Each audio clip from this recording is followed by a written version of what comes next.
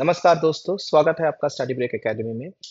मेरा नाम है प्रज्ञान राय और आज हम देखेंगे वर्बल लॉजिक का सेकंड वीडियो। इस सीरीज में हमने ऑलरेडी एक वीडियो बना दिया है पैरा जंबल्स के ऊपर। आज हम डिस्कस करेंगे पैरा समरीज। आपको शॉर्ट में बता देता हूं कि पैरा समरीज होते क्या है। पैरा समरीज में एक पैराग्राफ दिया जाता है जहां पे डिफरेंट टाइप्स ऑफ इंफॉर्मेशन होते हैं। मेनली 4 या 5 टाइप के इंफॉर्मेशन होते हैं। मेन आइडियाज होते हैं, उन मेन आइडियाज को सपोर्ट करने वाले सबऑर्डिनेट आइडियाज होते हैं और उन मेन आइडियाज को कंप्लीट करने वाले सबऑर्डिनेट आइडियाज होते हैं। तो पहले मेन आइडियाज 1 या 2 होंगे पैराग्राफ में।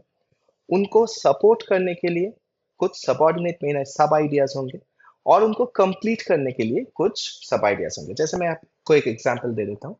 India and Russia have signed a logistics deal, ये मेन आइडिया है।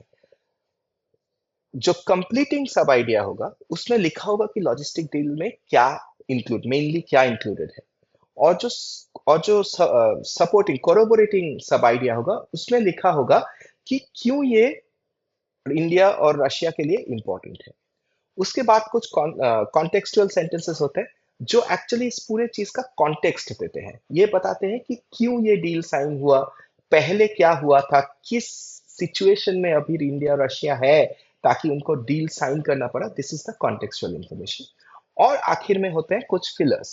फिलर्स मतलब जो चीज एक्चुअली इंपॉर्टेंट नहीं है इस मेन आइडिया के लिए, लेकिन टेक्स्ट को अट्रैक्टिव या इंप्रेसिव बनाने के लिए वो इंक्लूड किया गया है। जैसे इस तरह के एक पैराग्राफ में अगर कोई देता है कि both USA and China are not very happy with the deal, तो ये इंडिया और रशिया ने साइन किया डील को इससे रिलेटेड नहीं है, लेकिन ये एक कैचिंग पॉइंट है कि लोग पढ़ेंगे कि एक्चुअली टॉपिक भी यही देगा कि China and USA not happy because India and Russia ink logistics deal.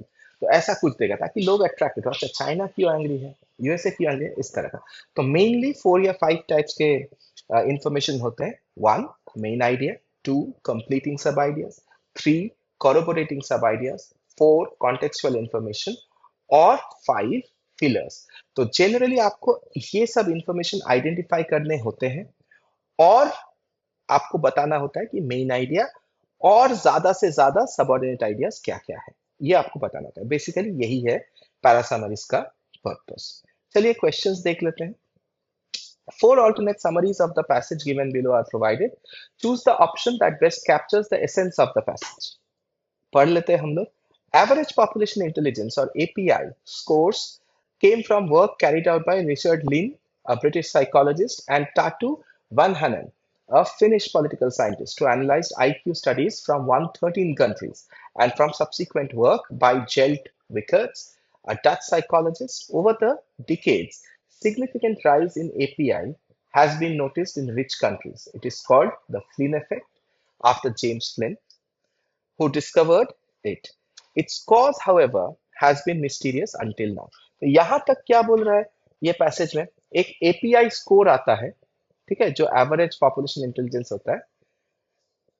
ये कहां से आया है? रिचर्ड लिन और टाटू वनहनन के काम से ये आया है। उन्होंने एनालाइज किया 113 देशों के आईक्यू को और उसके बाद जेल्ट वेकर्स ने इस काम को कंटिन्यू किया। इससे हमें एवरेज पॉपुलेशन इंटेलिजेंस आता है। ये देखा गया है कि ओवर द डिकेड्स एपीआई में एक सिग्निफिकेंट राइज हुआ है रिच कंट्रीज में।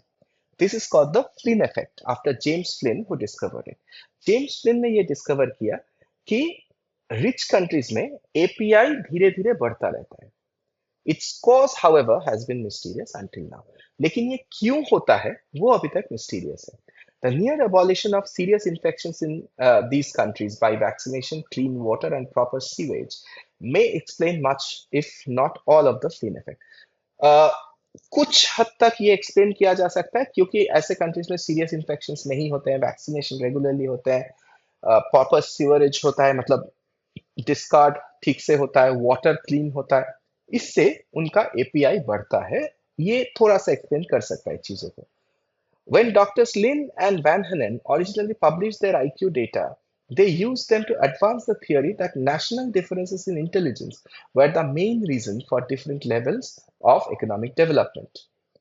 जब उन्होंने डॉक्टर्स लिन और वैनहनन ने अपना डेटा पब्लिश किया तो उन्होंने ये बोला कि इंटेलिजेंस का जो नेशनल डिफरेंस है, मतलब सोचिए इंडिया और बांग्लादेश का जो एवरेज पॉपुलेशन इंटेलिजेंस का डिफरेंस है, वही मेन रीजन है इकोनॉमिक डेवलपमेंट के डिफरेंस के लिए.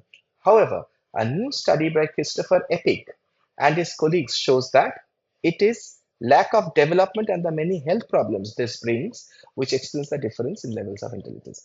क्रिस्टोफर एपिक और उनके कोलिग्स ने यह बताया नहीं, ये बिल्कुल उल्टा है.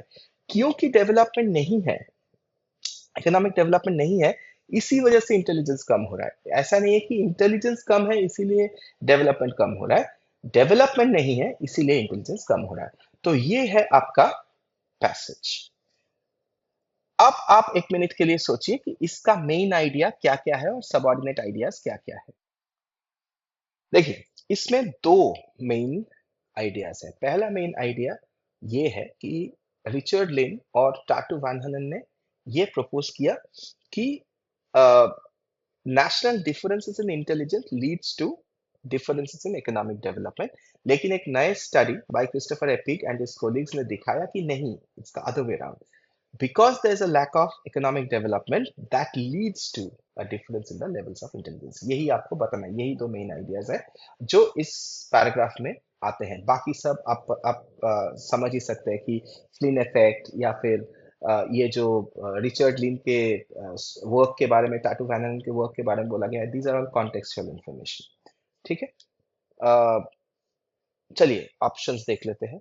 A new study turns the reasoning that national API differences cause varying levels of economic development on its head. A हो सकता है क्योंकि इसी के बारे में हम लोग बात कर रहे हैं.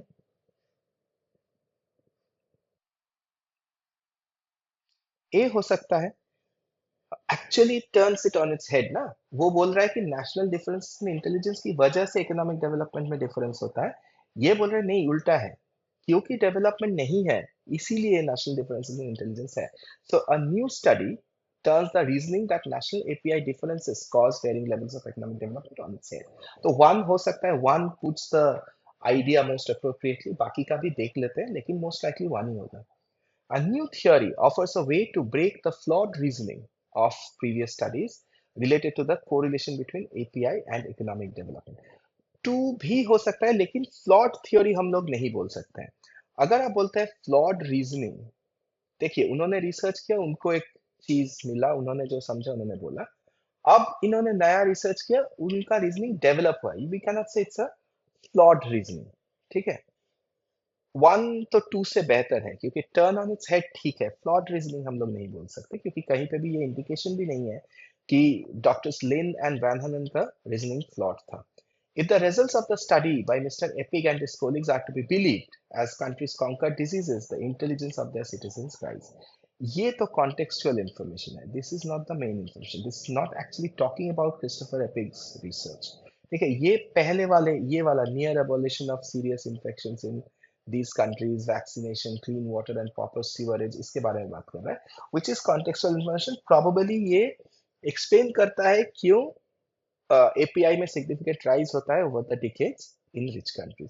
तो ये मेन आइडिया नहीं है. This is contextual information. So 3 तो नहीं होने वाला.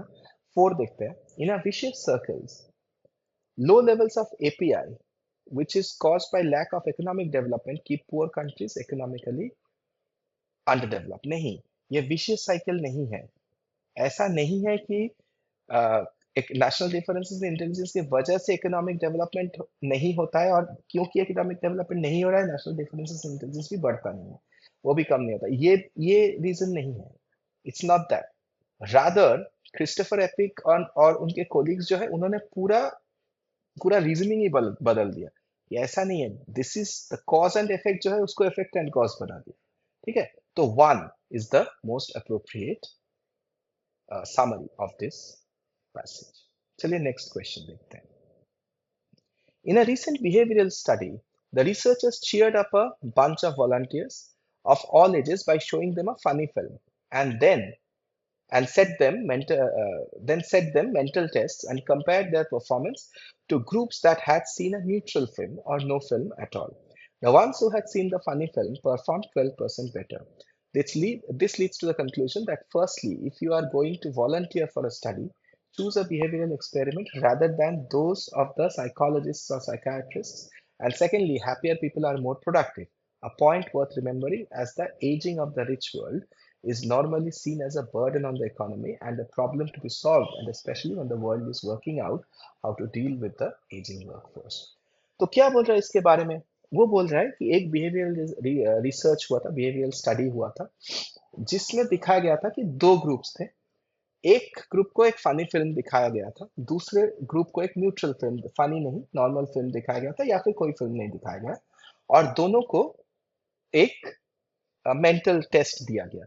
ये देखा गया कि जिन्होंने फनी फिल्म देखा था वो 12% बेटर परफॉर्म कर रहे थे। इससे क्या कंक्लूड किया ऑथर ने? पहले तो कंक्लूड किया कि अगर आपको किसी स्टडी के लिए वॉलंटियर करना है तो बिहेवियरल एक्सपेरिमेंट कीजिए। पता नहीं ये कहाँ से रिलेटेड है, साइकोलॉजिस्ट और साइकियाट्रिस्ट का नहीं। दूसरा, happier people are more productive. अगर आप लोगों को हैप्पी रखेंगे तो उनका प्रोडक्टिविटी बढ़ेगा। ये स्पेशली इंपॉर्टेंट है रिमेंबर करने के लिए, क्योंकि जो रिच वर्ल्ड है उनका पॉपुलेशन एजिंग है, वो लोग बूढ़े होते जा रहे हैं, यंग पॉपुलेशन है ही नहीं, और ये बूढ़े लोगों को बर्डन ऑन द इकोनॉमी जैसे देखा जाता है।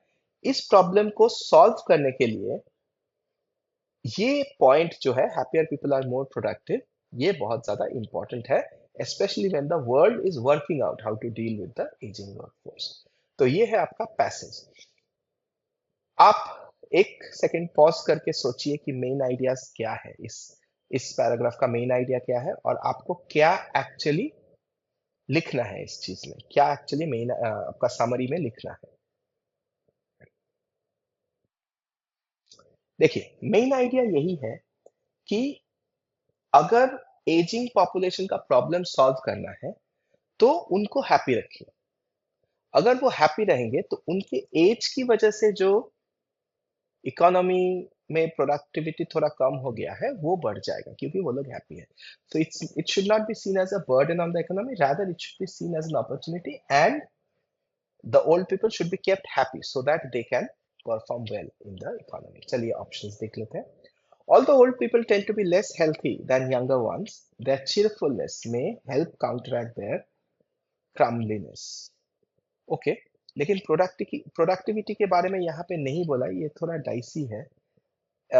इसको मैं क्वेश्चन मार्क रखूंगा, ये थोड़ा डाइसी है क्योंकि प्रोडक्टिविटी के बारे में यहाँ पे बात ही नहीं किया गया। टू देखते हैं। The grayer the world gets, the brighter it becomes, a prospect which should be especially encouraging for organizations. ये तो unrelated है। ये बोल रहा है कि grayer the rich world gets, पहले तो world gets नहीं, brighter it becomes नहीं है, it's actually becoming crumblier। लेकिन उनको अगर आप हैप्पी रखेंगे तो वो उनका प्रोडक्टिविटी बढ़ सकता है। The cheerfulness of the old should help counteract their loss of productivity because of declining cognitive skills through age. So 3 is the main idea given in the paragraph. अगर आप ओल्ड लोगों को चेयरफुल रखेंगे तो उनका जो लॉस ऑफ प्रोडक्टिविटी है because of cognitive skills, age की वजह से जो कॉग्निटिव स्किल्स में डिक्लाइन हुआ है, उसको काउंटरैक्ट कर देगा उनका हैप्पीनेस, क्योंकि वो लोग प्रोडक्टिविटी ज्यादा करेंगे। तो most likely 3 is your answer. 4 देखते हैं।